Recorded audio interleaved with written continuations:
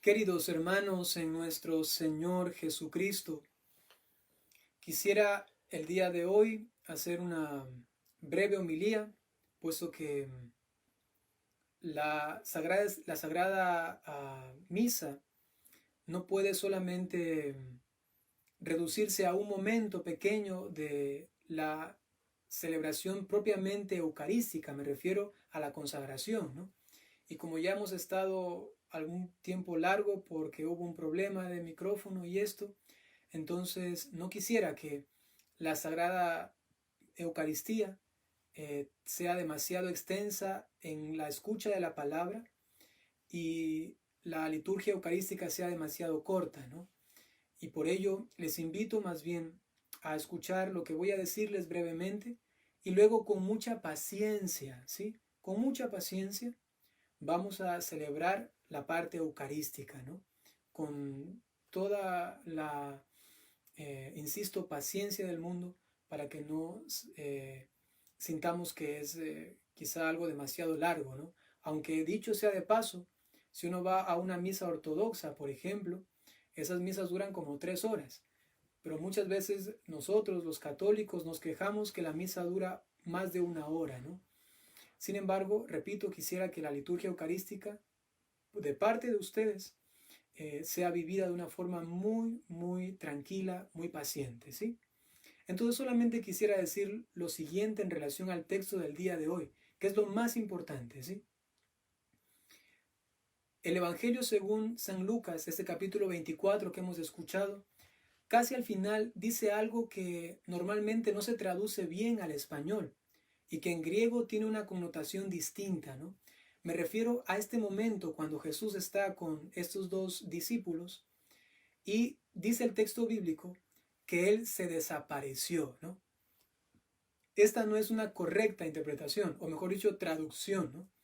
Una traducción más fiel al texto original es casi imposible para nosotros porque no tenemos en nuestro lenguaje español un término preciso para esto que significa en griego, ¿no?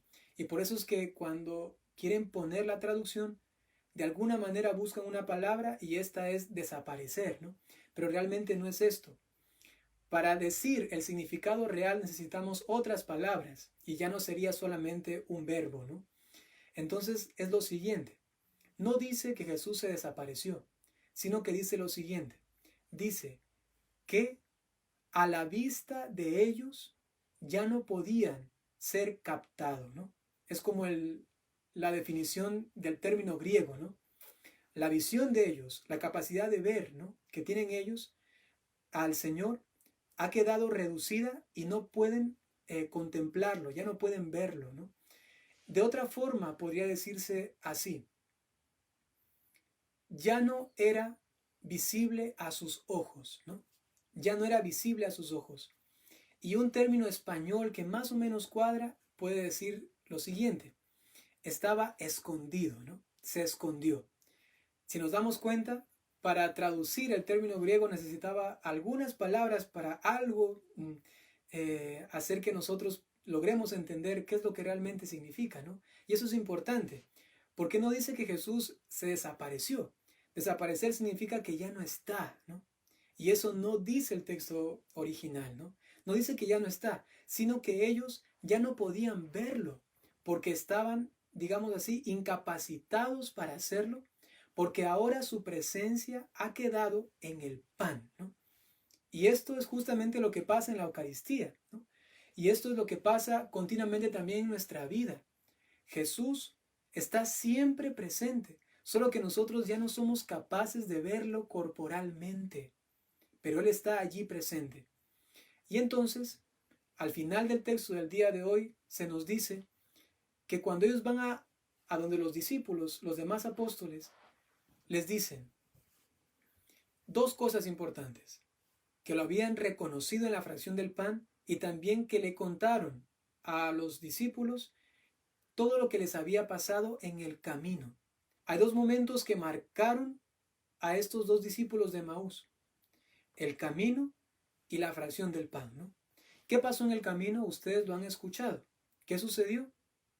Pues Jesús les explicó los pasajes que se referían a él y comenzó a arderles el corazón. ¿Y qué pasó en el momento de la fracción del pan, en el momento de la comida? Él, ya no vamos a decir se desapareció, ¿no? Él no se desapareció, sino que él, presente en medio de ellos ya no podían verle, ¿no? Porque estaba él como escondido en el pan. Eso es lo que pasa en cada Eucaristía. Y aquí vamos a decir dos cositas con las cuales voy a terminar, y también con esto se une la primera lectura y también la segunda lectura. En la primera lectura se nos había hablado sobre esta predicación de San Pedro, ¿no? Que toma como figura a David del Antiguo Testamento. Y lo que hizo Jesús con sus discípulos al explicar las Escrituras y las que se referían a él, es lo que hace también San Pedro en la primera lectura.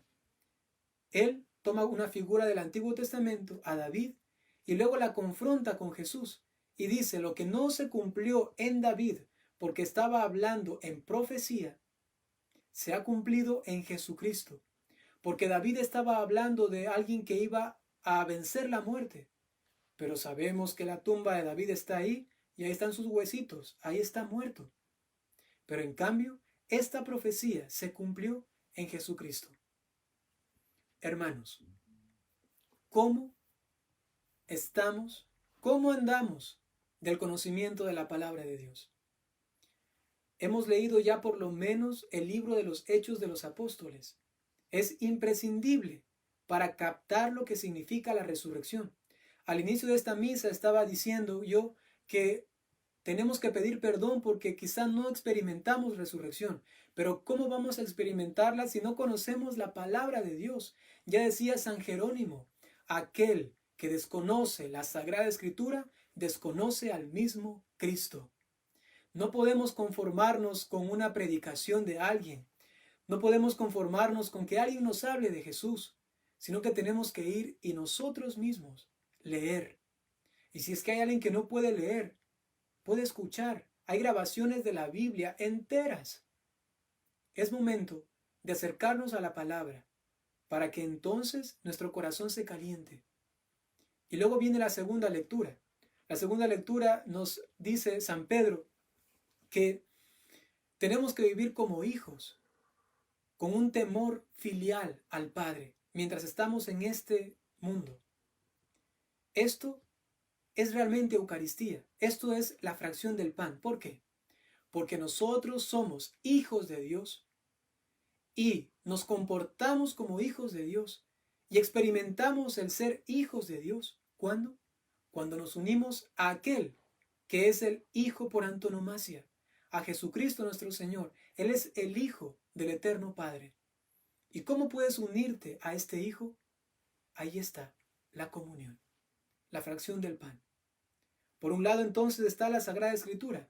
Ojo a aquellos perezosos que no quieren leer la Biblia, que no quieren aprender más del Señor. Y por otro lado también la comunión. Aquellos que no quieren comulgar, que no se quieren confesar cuando tuvieron tiempo, por ejemplo, antes de esta pandemia, no lo hicieron.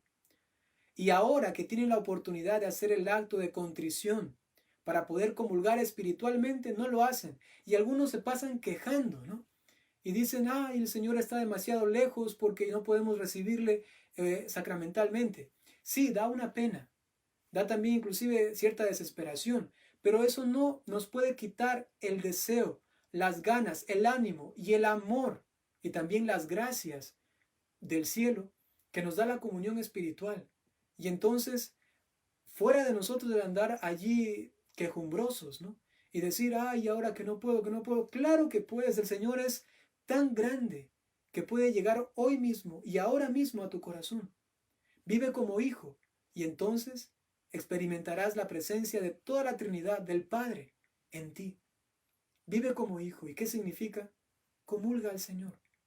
Hoy en esta Santa Eucaristía lo vas a poder hacer. En resumen, queridos hermanos, pidámosle a nuestra Madre Santísima, la Virgen María, que nos conceda la gracia de que aun cuando nuestros ojos no sean ya capaces de mirar a Jesús corporalmente, por la fe, entonces reconozcamos su presencia continua, permanente en nuestra vida. Pero esto solo se logrará en la medida en que nosotros gustemos, aprendamos de la palabra de Dios, la conozcamos. Y por otro lado, venciendo todas las dificultades y límites humanos, hagamos que el Señor realmente venga a nuestra vida y lo comulguemos. Tal cual, el mismo Jesús, el que estaba un día aquí en la tierra y que ahora ya no lo ves, es el mismo que quiere venir a ti y vivir en ti por medio de la comunión.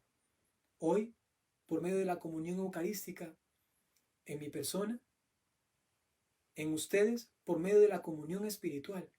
¿Pero acaso es otro Cristo? ¿Acaso es un Cristo distinto? ¿Acaso no es el mismo Cristo? Pues entonces comulguémosle, puesto que es el mismo, el que ahora yo recibiré sacramentalmente y ustedes lo harán espiritualmente. A la Santísima Virgen María le pedimos estas gracias, que así sea.